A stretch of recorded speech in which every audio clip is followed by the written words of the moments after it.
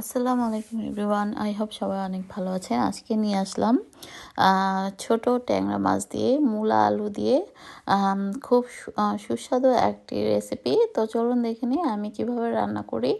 তো এই রেসিপিটা আসলে আমি নিজেও প্রথম রান্না করছি, আমি কখনো খাইনি যদিও। তারপরও যেহেতু ছোট ছোট ট্যাংরা মাছ নিয়ে আসছে, তো সেগুলোকে ভাবলাম যে কি দিয়ে রান্না করা যায়। তো একদিন তো খালি রান্না করেছিলাম, মানে ভুনা টাইপের। তো আজকে ভাবলাম যেহেতু মূলা ছিল আর সঙ্গে আলু দিয়ে অল্প করে একটা কারি রান্না করা যাক। তো এখানে আমি অলরেডি রান্না করতে চলেও আসলাম।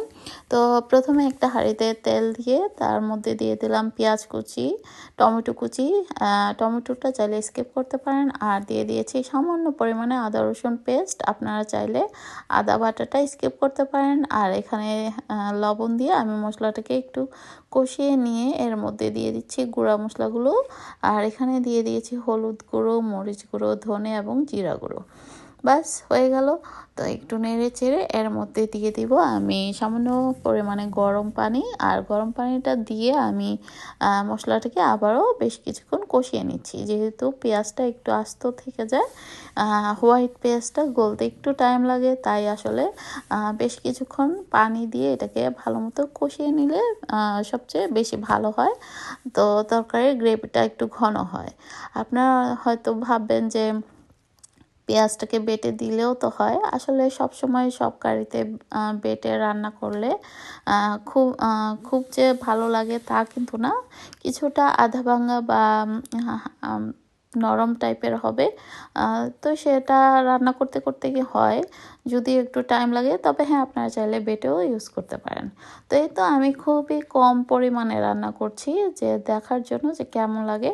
তো রান্নার পরে খেয়ে দেখলাম যে আসলেই ভালো লাগে। তো আমি কেটে রাখা মূলা এবং সঙ্গে দুটো আলু অ্যাড করেছি। মূলা কিন্তু একদমই কম পরিমাণে নিয়েছি, আপনারা চাইলে মূলার পরিবর্তে শুধু কিন্তু আলু দিয়েও রান্না করতে পারেন। তো যাই হোক, মূলার কচি ডাঁটাগুলো আমি অ্যাড করেছি, ভালোই লাগে আমার কাছে। তো একটু কষিয়ে নিচ্ছি মূলা এবং আলুটাকে। তো ভাবলাম যে একটু পানিও অ্যাড করে দিই। তো পানিটা দিয়ে তারপর এটাকে আরও কিছুক্ষণ কষানো অবস্থাতেই এটাকে সিদ্ধ করে নেব।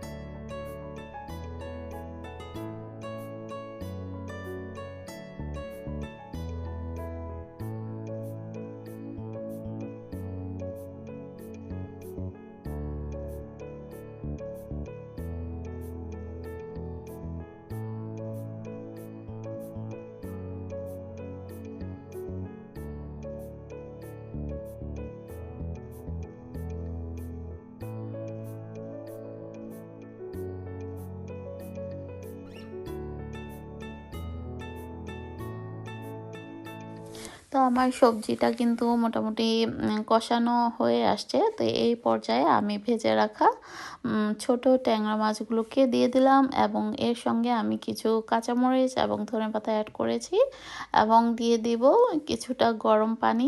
তো আর কিছুক্ষণ এটাকে রান্না করলেই কিন্তু হয়ে যাবে, যেহেতু আমার মূলা এবং আলুগুলো সিদ্ধ হয়ে গিয়েছে। আর জাস্ট ঝোল মানে করার জন্য পানিটা অ্যাড করা। তো ঝোলটা আপনারা যে যেরকম খেতে পছন্দ করেন সেই অনুযায়ী রেখে চুলাটা বন্ধ করে দেবেন। তো এই তো, আর লবণটা অবশ্যই চেক করে নিতে হবে। আর যদি ভালো লাগে অবশ্যই মানে লাস্টের দিকে আরও কিছুটা ধনেপাতা অ্যাড করবেন। আমি মাঝখানে অ্যাড করি, কারণ এটা ফ্লেভারটা ছড়ায় কারির মধ্যে, খুব ভালো লাগে।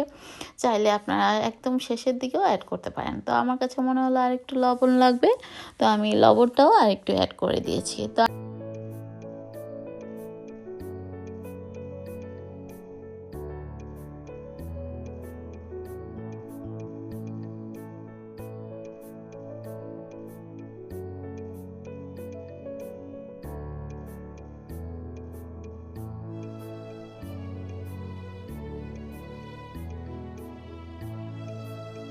তো আমার রান্নাটা কিন্তু অলমোস্ট ডান। তো আমি শেষের দিকে আর কিছুটা ধনেপাতা দিয়ে চুলাটা অফ করে দেব।